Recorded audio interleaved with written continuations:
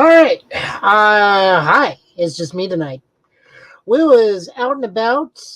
He is off to see Thor, and I am, well, technically this time I'm your host, Joe, trying it on his own for the first time to Nello. Will is out and about watching Thor, as also taking part of what can be considered the greatest Marvel team up somebody can experience, as he is in the planning stages of getting married. Much love and luck to him, as I know he is busy beyond all reason. We've taken quite a bit of a break. Shows have come and gone, and we will be talking about them once Will can find some time. But I will be talking about a few of them tonight. We will be saving Kenobi for when we can get Will back on the show because he has as many thoughts as I do.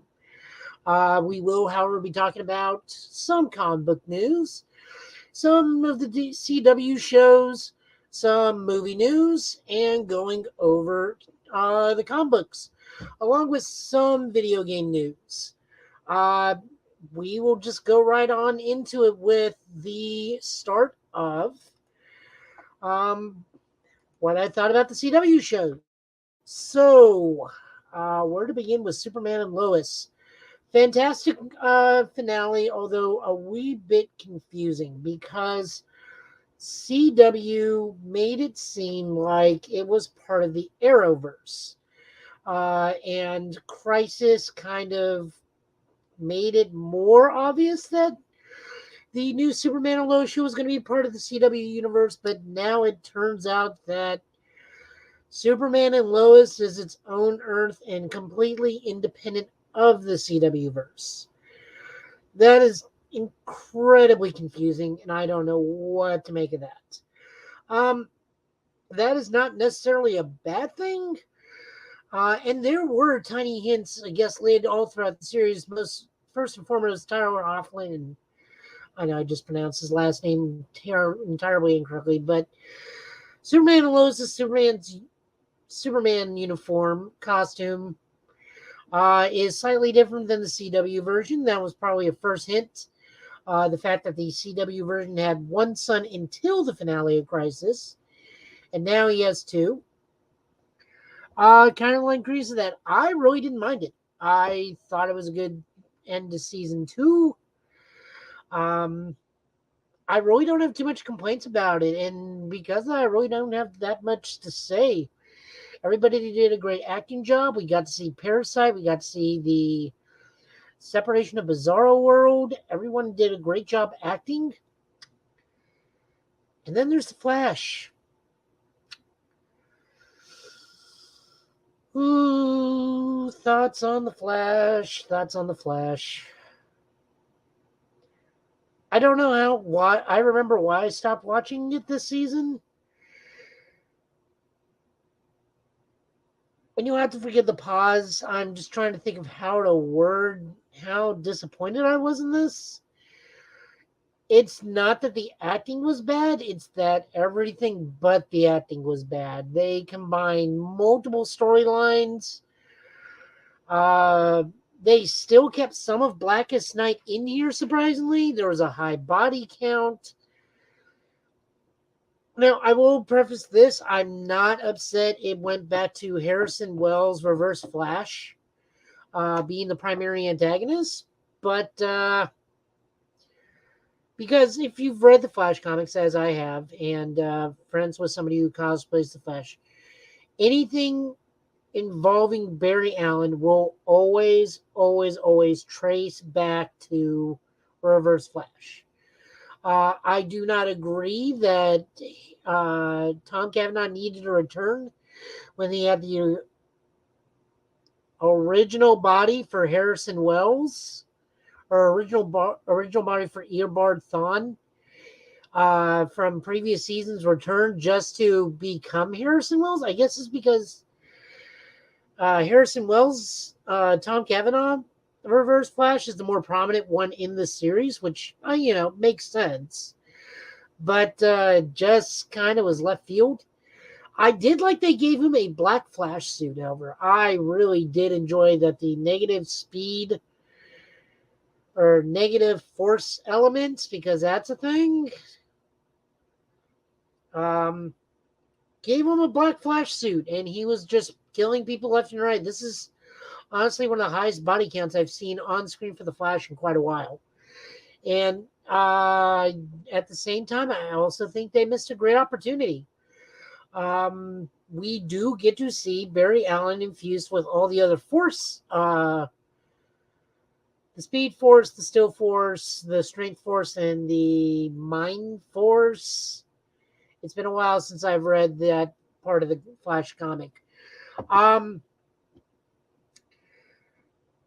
If all the negative ones gives Reverse Flash a Black Lantern costume, why did getting all the forces not give Barry a White Lantern Flash suit? It seemed like the perfectly good time and reason to give him the white suit, if only just because he had all the powers. The moment he gives up all the other powers, then he loses the White Lantern suit. Other than that, the Iris thing doesn't matter to me. I highly respect everybody's acting talents. They are doing a great job. I'm really tired of Iris being the focal point of almost every single season, save for like a season. And it's not the actress's fault. She's doing a fantastic job. I'm just really tired of them recycling this plot. And I know from reading the Flash comic, we as Flash readers know that the plot will always revolve around Barry or Wally getting a little faster, or getting a new speed power, or that. But the trope of Iris being the key to everything, that hasn't happened for a while. For a good while. Like, Iris is not the key to anything anymore. Like, she's just Barry's wife at this point. She's been shunted off to the background, and I don't want that for the actress. I don't want her being the key point to the rise or fall of the villain or for Barry every single season. It's played out and it's boring at this point. Impulse and Access. I don't even see why they were here. They did nothing. I do like that Jay Garrick came back, and he's kind of a fusion of Max Mercury and Jay Garrick, which is cool because John Wesley Shipp is a fantastic dude. But like, this season of The Flash was just god awful. Just, oh my god. Thank God season 9's going to be short, because it's clearly going to be Cobalt Blue and somebody else.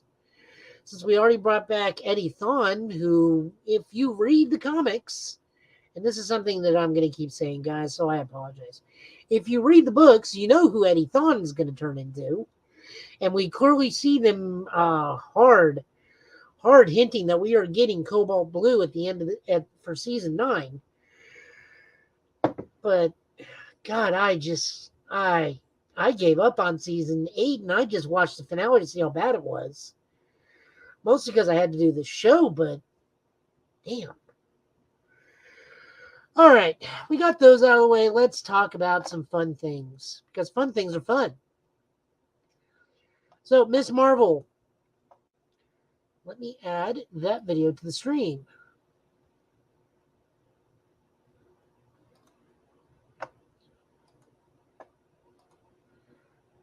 So, Ms. Marvel, I am really, really looking forward to the finale of Ms. Marvel next week. This show has been amazing. I cannot say how much I love it. It has been a really nice palate cleanser. We, of course, will be watching some of these things with no sound. Mostly because copyright. Copyright's the thing, people. So anyways, Ms. Marvel, I really, really enjoy this series. The actress doing this is fantastic. The storyline has been great. It's a great homage to the comic books. All the characters are fantastic. Now, admittedly, I don't know too much about Kamala as a single character. I did not read her run. I mostly met Kamala as in the Champions and some X-Men stories. I'm happy to learn about her this way. Like, this has been a breath of fresh air, as I said earlier. Storyline's been good. This is actually pushing forward the Phase 4 mythology even further. We see that we'll go with Negaband. That would be a polite way. A Negaband is also Kree technology. That was seen in the third episode. And also appears to have some link to Shang-Chi, as they do seem to be similar material, and hints of the Ten Rings where the bangle was found can be seen in the episode. This newest episode gets to look at where the family origin comes from, what the apartheid was like. It's just been fun. I cannot wait for her to get her proper costume next episode and just see how things go. I like that we're slowly setting up Damage Control to be the bad guys in this season. I think it's a good choice. We just haven't seen Damage Control do anything for any period of time ever. Just recycle it. But I'm really enjoying it. I want more people to see it. I see that it is having some lower viewership, and I don't understand why. I've seen being compared to The Boys. I don't understand that correlation for the life of me. Like, The Boys is meant for an entirely different audience, and it's an entirely different genre of comic book television. This is meant for Marvel lovers. This is meant for younger people of different races, people of different genders. The Boys is just straightly, and I'm generalizing, I will admit to that. Boys just seems to me for like the dude bros that just want to see blood, guts, and fun superhero stuff that what happens when superheroes violent and edgy. And more power to you if that's your thing. I'm not going to hate on that. That is somebody's thing, and that is somebody's favorite show. They have the right to that. That's not for me. Ms. Marvel is for me. I am enjoying it immensely. We can move on, mostly because I'm running out of things to say and I'm repeating myself.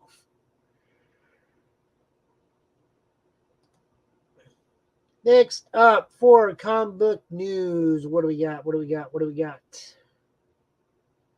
We can share. We can share it all.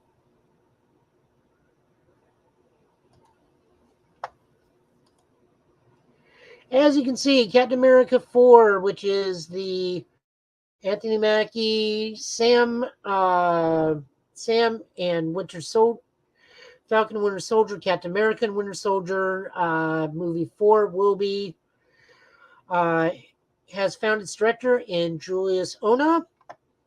Julius Ona is primarily a short film director. He did do directing for Cloverfield Paradox, as written here in the Hollywood Reporter. Anthony Mackie is set to star as Sam Wilson. We don't know if the new Falcon will make an appearance in this series. I certainly hope so, because other Falcon is super cool. Also, I think he's an Inhuman. But that is good to hear that we are getting we have found a director, and I think based on what I have seen, because I have seen Cloverfield, I think this guy can do it. Also, we are getting the head writer of Falcon Winter Soldier, Malcolm Spellman, also on the franchise. So I do think this Captain America 4 is going to be in good hands. I don't know what it's going to be setting up. Phase 4 has been super weird, and I don't see this happening until Phase 5. Hopefully Phase 5 will have be addressing some of the more weird cosmic stuff, and especially the whole there's a giant hand and head sticking out of the ocean. Because that just hasn't been addressed. There's been plenty of Kingo mentioned because Kingo's just awesome, but we have not heard too much of that. Also, in other comic book news, or I forget because was brought to my attention quite a while ago.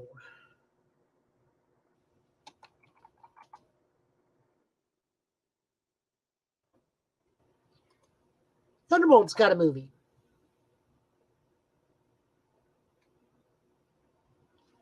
And we will share that in just a second.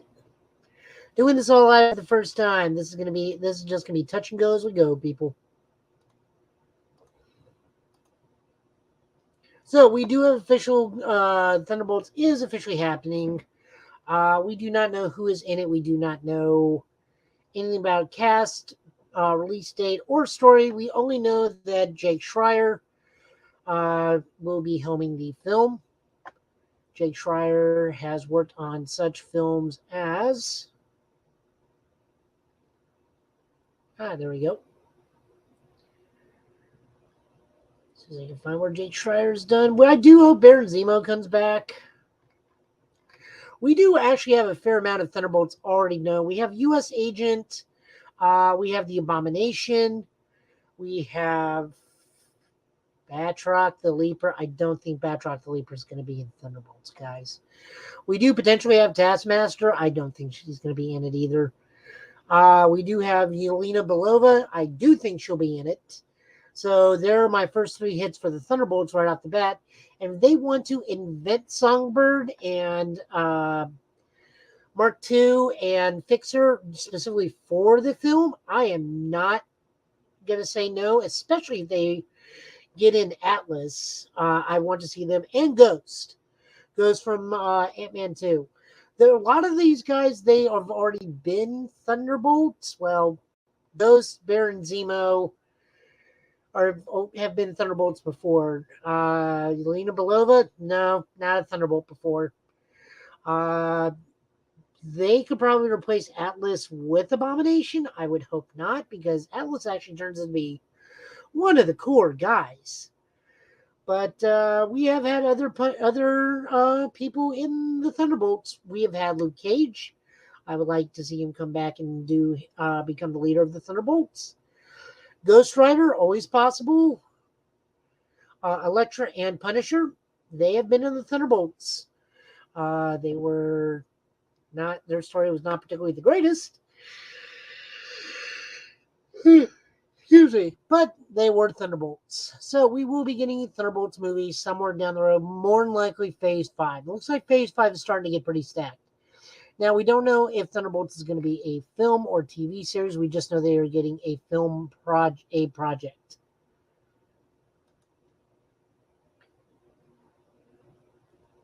That is also not entirely true what that headline says. The Thunderbolts are not the Suicide Squad of the series.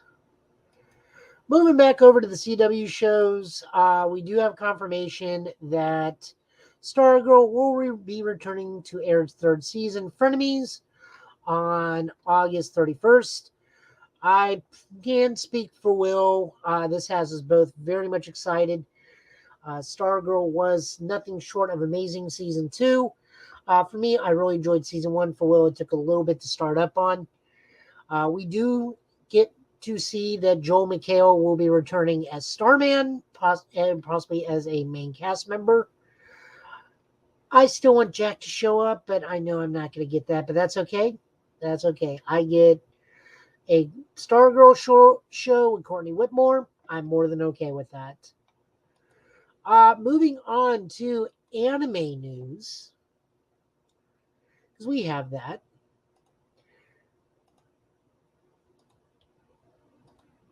We got the Bleach. But first, we're going to talk about Chainsaw Man.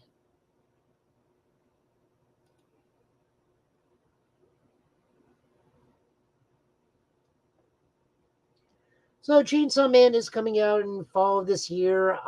This is already dropping in the midst of what I am calling fall apocalypse for the anime community, because everything under the sun is coming out in the fall.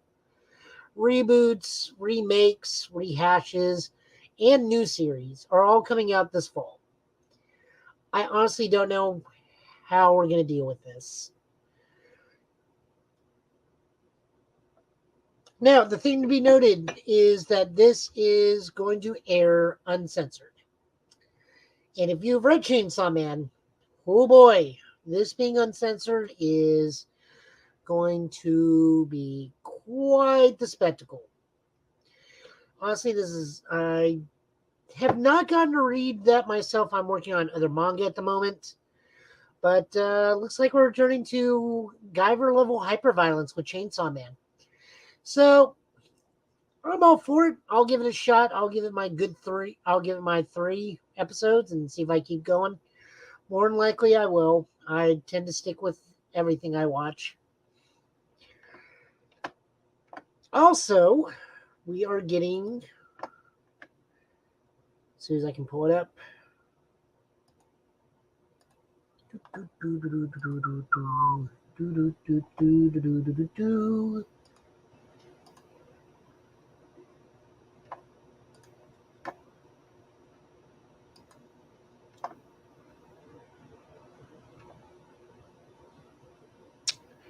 The Return of Bleach. Will's been very hyped on this. This is the final episode by Kobo Tite. He is redoing the story for this to fix some issues he found that he made while creating the series, writing the manga during the manga's initial run. So he said he will be fixing problems, and hopefully it's some things with the main character. But we are getting the full story of the Thousand Year Blood arc.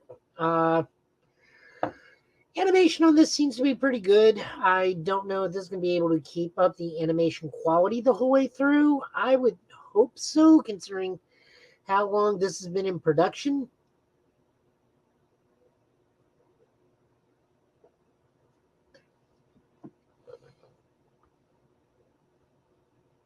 Oh, we are going through like every single character, aren't we? Oh boy.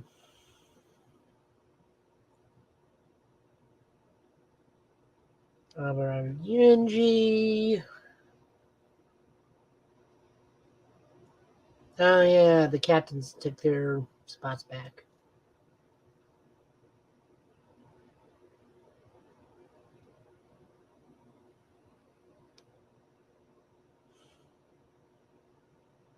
We're only silent right now because I don't really know what to say on this one. We're just watching it go through. And because I can't pronounce most of these names. Well, I can pronounce the Japanese ones, but these German ones, not so much.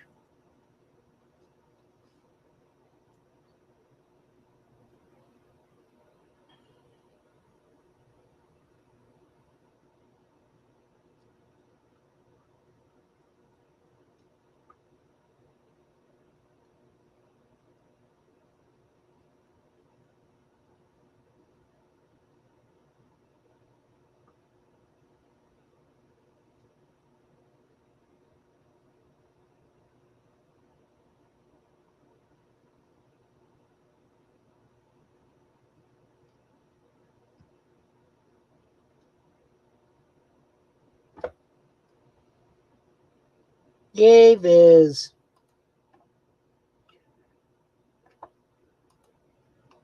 All right. So we got that. Video game news. I have just been taking a break as of late. Uh, I've been running through both the South Park games at this point in time. I've gotten done with Stick of Truth pretty easily. Again, Burn and Bleed do so much damage in that game. It's not even funny. Quite frankly, it's overpowered. Uh, I just recently beat the main storyline of Fractured But Whole, and now I'm going through the DLC. At some point, I am going to be picking up Relayer. I need to pick up Monster Hunter the new Monster Hunter expansion, but I just got live stuff going on, so I can't do that. I am eagerly looking forward to Xenoblade Chronicles 3, along with another family member who is currently trying to complete Xenoblade 2. Uh, much wish, best wishes to her on that. That game is massive if you're trying to complete it. As for when we get back to streaming on this channel and on YouTube, eventually, guys, I just gotta find time. Hospital work is ramping up, and it's become a little difficult just to maintain an energy level to where I can stream and stay awake the whole stream. Uh, that's really what it's boiling down to right now. I do have some games I do want to stream once I get the chance to, but certainly I want to finish Relayer. We got the new Gundam Chibi game. Excuse me. We do have the new Chibi Gundam game coming out soon. I will definitely be streaming that, God willing, Bandai Namco lets me. They got an issue with streaming Gundam games sometimes. I don't feel like you know why. Persona 5 Battle Royale, I bought it finally, and I do want to stream it because I have not gone through that RPG. And Yakuza 7, which I have beaten, but I can go through with another voice track. The Japanese track was fantastic. I hope the English is just as good. What other video game news do we have? Ragnarok got a release date and a small trailer. God of War Ragnarok for the PlayStation 4 and 5. Looks like it's going to be coming out November 9th. And they do have a special edition series called the Mjolnir release.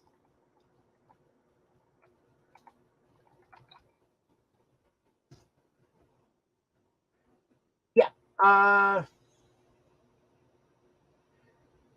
Ragnarok Collector's Edition has been revealed. Includes a replica of Mjolnir. So you get a giant Knowledge of Keeper's Shrine box, steel case, 2 veneer twin carvings, Dwarven dice set, a replica of this version of Mjolnir, and download content for Kratos being the Darkdale armor set, and Atreus gets the Darkdale attire, which is purely cosmetic. Anything else? Oh, and the Super Duper Collector Series comes out with a pin set, a 7-inch vinyl record made for music by Bear McCreary, legendary Drupiner Ring. I cannot pronounce that to save my life. Is also in the set if you want to go get the Super Duper Deluxe set. Other versions include the Kratos Risen Snow Armor and the Atreus Risen Snow Armor. That is just Launch Edition. Deluxe Edition will get you the full game and art book. Darkdale Armor for both Kratos and Atreus. Darkdale blade handles for the Blades of War, which I don't know. That's a spoiler or not to show that thing. As well as downloadable content of a Avatar set, a PlayStation theme, and the official God of War soundtrack on digital. Be looking forward to that November 9th. Also, in November, we do have Pokemon Scarlet. We also, for Joe, we have Cardfight Vanguard Gear Days.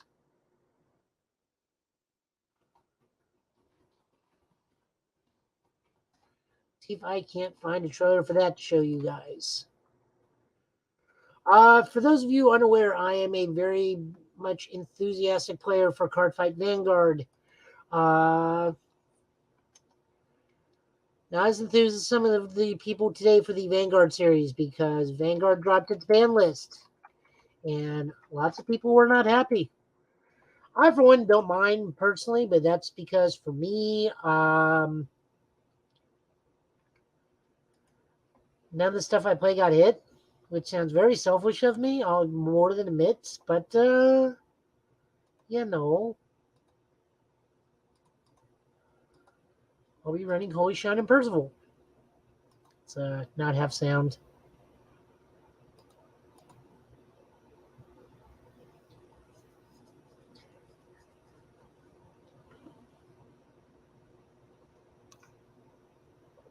So this is getting a worldwide release on November 17th. We'll talk about that in a moment because that's a whole issue. This will be coming to Nintendo Switch and Steam, both in Japan, America, and Europe. This is going to be getting 1,000 cards from the standard set. So that's set 1 through 7 with, I hope, some extra boosters and whatnot to help round out stuff. No word on if we're going to be getting premium or V series in the set as DLC. I would certainly hope so. This gets a full story mode for the original character, as well as potentially stories for the characters that are involved with the D series, which is the Overdress series. We now can also confirm, just from this video alone, we have ranking ladders on online. We can take online and do card fighting against other people everywhere around the world. Frankly, this will be the one time where Nintendo's online won't drag us down because it's just a card game. We don't need any active movement. We just need to be able to flip cards. The biggest issue that a lot of us in the Van community is seeing is that this is coming out November 17th worldwide. And why is that a problem? That is on Thursday. Friday, Pokemon Scarlet and Violet come out. I'm getting Pokemon Scarlet. I'm probably not going to be touching Vanguard Dare Days Thursday for a while after that comes out. Now, I say that, but I'll probably be playing Pokemon on my Switch. But I will be playing Vanguard here on stream on Steam because it's going to be on Steam. Be one of the very few times I double buy a game, but I think it'll be worth it. I will enjoy this immensely, and it is still loading. Oh my god. Come on, there's Chief. You literally just played the video.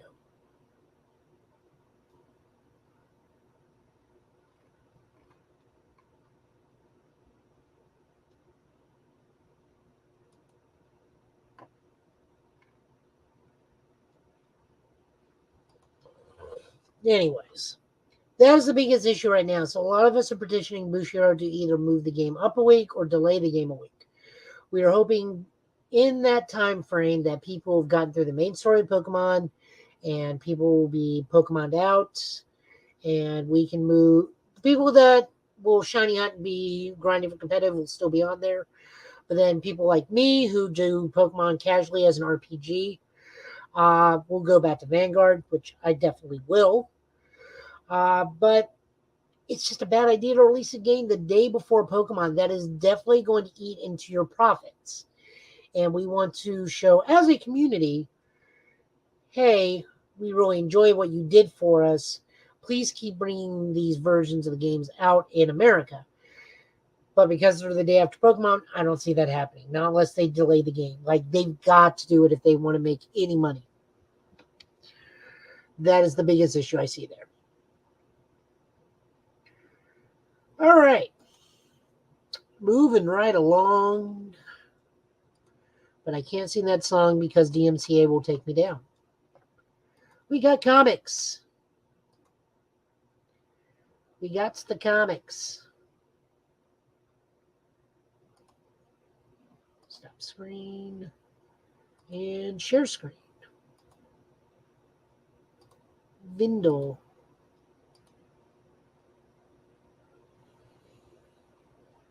Alrighty, so we have not talked comics in quite a while. So this is going to be a mix of a couple things going on right now. We got 6 comics 6 weeks, some from last week, some from this week. First off is Black Adam. This is going to be written by Christopher Priest with art by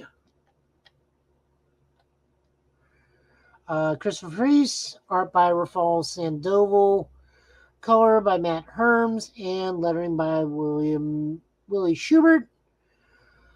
Uh, I am super confused by this because this down here, the editor's note clearly states Black Adam 1 takes place before the death of the Justice League. Uh, that's not possible. This has to be a different Earth. If you have been keeping up with Black Adam mythology, like me, there are so many things that contradict this book. It is not even funny, and it's not possible that this is the same Black Adam.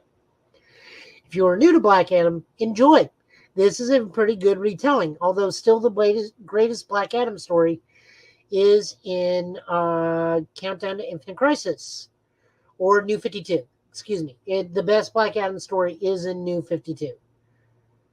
Or just 52. I'm going to stumble all over my words. This is DC's fault for naming things similarly. If you want a good Black Adam story, read 52. Now, this Black Adam book is not bad. It's just not feasible that it takes place in the same universe as the death of the Justice League. Unless they are saying that this is a different Black Adam, because there are some things that just do not add up. First and foremost, in this book, we see the return of Theo Adam as the alternate identity of Black Adam. That's just not possible. Theo Adam has not been Black Adam since Jeff Johns separated the two beings in his 1999 JSA series. We have not seen Theo Adam. Black Adam does not transform into Theo Adam at any given point. Every time Black Adam transforms, he goes back to just being Teth Adam. In this series, they clearly state his name is Theo Ramses Dolgier Teth Adam. Even himself calls himself Lord Theo Will Do. This is not standard Black Adam. I don't know what's going on. This is clearly just another one of the Earths. Also, we are introduced to Malik Adam in this series, who Black Adam clearly states he is a descendant. That is also not feasibly possible in this book, because Black Adam had no descendants. All his children were slain in front of him. Both his sons were killed in front of him, then his wife. That is what made him become the Mighty Adam to Black Adam. So, where does this leave this book? Continuity hiccups aside, because DC has no continuity direction or continuity editor at all, I still say this is a good book. They are setting up for something, a transfer of power. We get to see a really cool fight of Black Adam taking on Darkseid and defeating Darkseid, but immediately questioning that's not Darkseid. I know Darkseid's much tougher. And then we see the repercussions of fighting Darkseid, as well as meeting a new character, Malik Adam, who Black Adam takes immediate liking to, and has the kid abducted and abducted to Kahndaq. I'm going to see how this goes. This is a good book. This is a good take that introduces new people to Black Adam, and new people will need to know who Black Adam is because of the Rock movie coming out. I question a lot of stuff, but that's because I'm a comic book continuity nut. However, that did not hinder my enjoyment of this book. I just wanted to call out things don't make sense that you say in this book happen. They can't possibly happen. Unless it's a separate Earth. I mean, Batman Superman World's Finest is clearly a separate Earth. But I'm enjoying the book. I recommend it. Moving on over, we have Crisis issue 2 of Dark Crisis issue 2 of 7.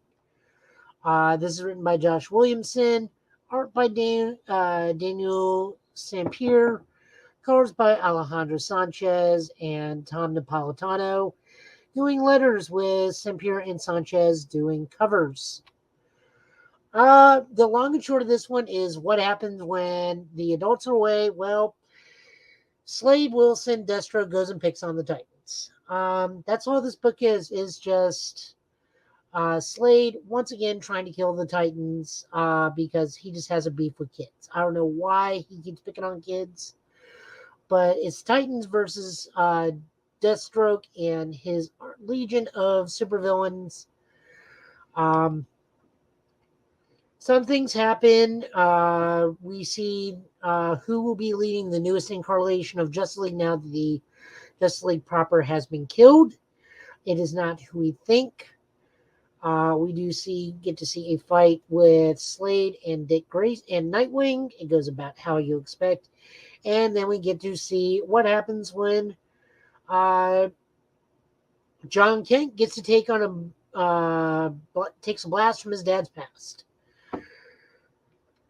This has just been interesting. I want to see what comes of this, but all these continuity hiccups going on right now just kind of hinder my enjoyment of DC at the moment. Like, there's no straight line of who's doing what's happening when, and what Earth is what happening on where.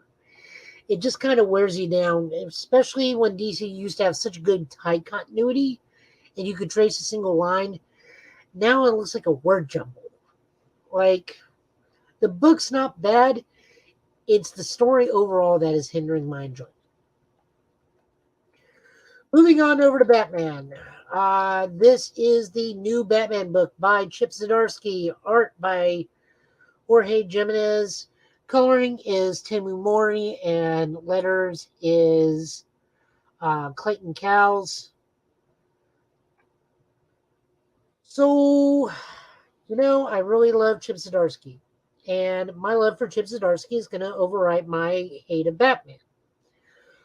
I read this. I enjoyed both the A and the B story. This does have a fantastically fun and often funny Catwoman backup story. I will say this. They owe Danny DeVito money for their use of Penguin in this book. I probably will not buy this. This is going to be a book I check in every so often, just because I'm just not a Batman guy. I love Robin. I love the Nightwing book. I love the Robin book. I love the Batgirls book. I cannot get into Batman myself. Be that as it may, I will highly, highly recommend this book. This was a fun read. It's just Batman is just not for me. The art is fantastic. If you're familiar with Jorge Jimenez, he did the absolutely fantastic, gorgeous artwork of Superman in the Scott Snyder run of Superman of Justice League, which pretty much is the epitome of Superman in a picture. In this book, we have a character-defining splash page of Batman being the epitome of Batman. That's all I'll say to that, because I do not want to spoil this book. Please go get it. Please support it. He's going to tell a wonderful story. I know he is. Batman is just not a character I enjoy. And I hate saying that, but it just really boils down to I am not a Batman fan. I am a Batman adjacent fan, but I don't care about Bruce's Avengers. I have not read a Batman book since Dick Grayson was Batman. That's when I enjoyed Batman. Go get the book. I am just telling you, this is just not for me because I am not a Batman fan and I cannot put myself into this book. Jumping over to Marvel, we have Jessica Jones. We have what's called The Variants. This is a Jessica Jones mystery story. It is written by Gail Simone of Birds of Prey fame and drawn by Phil Noto. If you have been listening to our show, you know I am a sucker for anything Phil Noto, meaning I will instantly buy this book. The long and short of this is Jessica is dealing with a moral crisis because she is being asked to appear in court for a case that Matt Murdock is dealing with because he is defending a woman who committed murders under the control of the Purple Man. And Matt is looking to be acquitted because of this, looking for an acquittal because she was not control of her own mental capacities and being mind controlled. She did not commit the murders of her own willingness. Jessica's having a hard time with this because she is a long, very, very terrifying history of the Purple Man. We'll just leave it at that. It is just not something that needs to be said. You should read it. Art by Phil Noto, cover by Phil Noto. Why this is called Variants is when Jessica goes back home, she is attacked by another Jessica Jones, and then a Captain America version of Jessica Jones comes up. So we don't know what Earth we're on, which is cool because Jessica Jones is a mystery book, first and foremost. She was written by that when Brian Michael Bendis came up with the Alias series. We're continuing that trend with Gail Simone. Gail Simone can write a great book about women of power and a great writer of mystery. Combine the two, you have a solid book. I look forward to seeing what's going on. I like that we are using the term variants. Bit in line with DC, with the MCU and their use of variants in Loki. I hope that this can be a basis for something that we can get for when Jessica Jones makes her reappearance in the MCU, if she chooses to. I think Jessica Ritter will have a great, super fun time being different versions of Jessica. I highly recommend it. I love this book, mostly for the art. I'm not going to lie. Art took precedence over story in this one. Rounding it out, we got She-Hulk. This is being written by Rainbow Rowell, art by Luca Marsica, colors by Rico Renzi. This is just continuing more of that. This picks up actually where we teased in issue 1, where we get the fight club between Titania and She-Hulk, and they just duke it out in a yard, and everyone's just having a good old time. She gives some legal advice to Ben, then has to hoard most of the Marvel universe into her office, and her office is a broom closet because everyone heard Jen's back at work, and everybody wants legal counsel. That's fine. We're slowly starting to wrap up the mystery involving Jack of Hearts. Clearly, there's going to be a romantic implication between the two. It's very much going that way. And then the finale of the book shows who is the one behind all of this. I don't know who it is. I hope it's somebody super fun. This book is great. I love writing this. I hope to God this continues past its issues and gets out of the miniseries camp and goes into full series. I've not had this much fun reading She-Hulk in a good long while. Okay, moving on, and our finale for the night, Amazing Spider-Man number 5. This is written by Zeb Wells, pencils by John Romita Jr., inker is Scott Hanna, colors is Marcio Menzi. This is the fallout from Tombstone beating Spider-Man and tricking Spider-Man to taking down the Rose's mob works. I'm going to give this one more arc. I did not like this arc. This was not fun, especially coming off Spider-Man Beyond, and this has nothing to do with me being biased against pitting Ben Reilly against Peter Parker and me always going for Ben Reilly. This was not a fun arc. I did not enjoy this. I did not like the new take on Spider-Man. I don't like what they did with Mary Jane. I really don't like the artwork because I don't like John Romita Jr. making everybody look like boxy Minecraft characters. The one positive I will say about this, since Mary Jane is doing what she's doing in this book, this leaves room open for Peter and Black Cat to hook back up, which is cool. I'm down for that coupling. If Marvel wants to continue to push the let's not have Peter and Mary Jane together, that's fine. Give it a Black Cat. Give Pete the Black Cat every single day of the week.